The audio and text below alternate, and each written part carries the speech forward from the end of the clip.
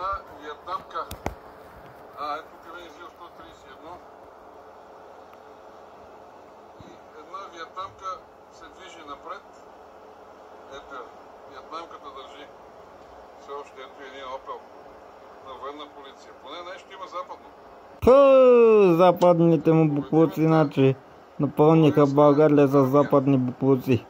Великата натовска така нещо руско да видим. Това може би е единствената техника, която се движи и останала по нека случайно в България.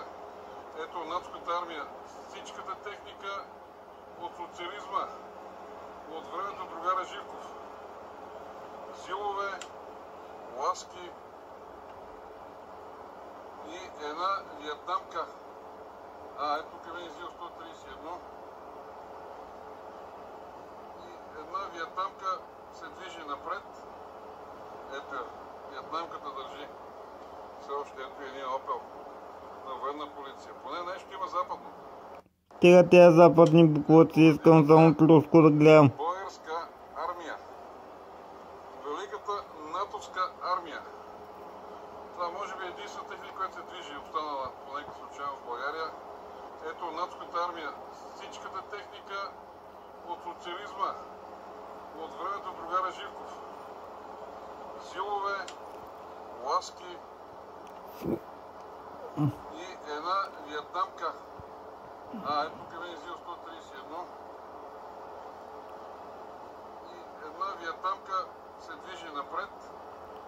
Ето виетнамката държи. Все още ето един Опел на военна полиция. Поне нещо има западно. Непобедимата българска армия. Великата натовска армия. Това може би е единствената техника, която се движи и останала по нека случайно в България. Ето натовската армия. Всичката техника от социализма, от времето другара Живков. Зилове, ласки и една виетнамка. Ето тук е ЗИЛ 131. И една виетнамка се движи напред. Ето виетнамката държи. Все още ето един Опел на военна полиция. Поне нещо има западно. Стига тези западни буклуци. Полове съветско. От съветските машини по-хубаво няма. От съветските камиони по-хубави камиони няма. Да знаеш.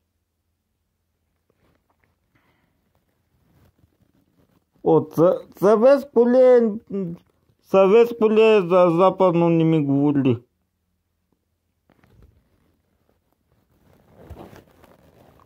Просто съветското си е съветско. Извиняй, ма съветското по-повече ми харесва от западното. Защото аз съм си от 1988 година и не искам да се променям в нищо.